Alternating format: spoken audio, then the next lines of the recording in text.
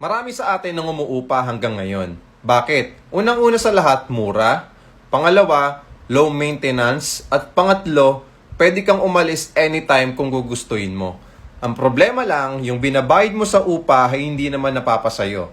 What if kung kaya mo na magkaroon ng sariling property sa halagang 10,000 pesos? Just imagine, mas mataas pa yung ibabayad mong advance and deposit dun sa landlord or yung may-ari ng nagpapaupa. Dito sa atin, 10K cash out lang yung ilalabas mo ay pwede ka nang maka-move in. At yung monthly mo dito ay parang umuupa ka lang for as low as 18,000 to 19,000 pesos per month. At pwede mo pang ipasok yan through Pag-ibig.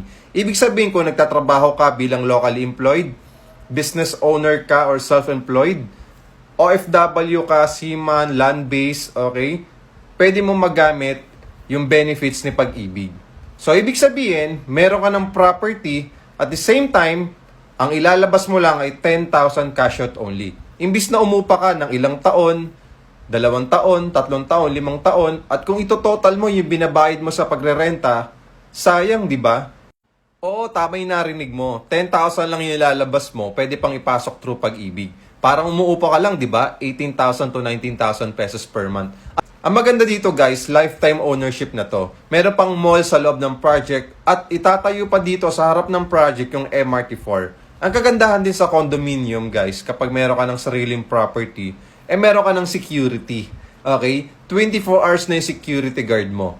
Hindi ka matatakot na manakawan, malooban, okay? Kasi merong CCTV camera, may mga security guards na umiikot.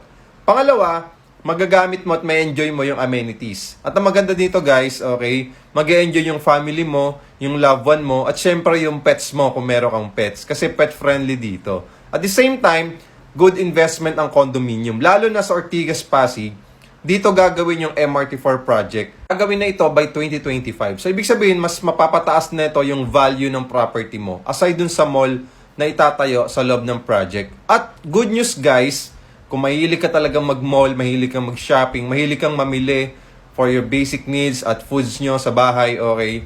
Merong SMEs Ortigas na malapit dito at yung Super 8. At kung mahilig ka naman sa mga fast food chains, sa mga restaurant, malapit na malapit lang paglabas mo lang ng project ay meron na. Pagdating naman sa sakayan, accessible yung project natin dahil one ride lang ito papuntang Makati, Taguig BGC, Mandaluyong, EDSA Pasig, San Juan Green Hills, Cubao, Quezon City. Siyempre, kung papunta ka naman ng airport, nasa 30 minutes to 45 minutes lang.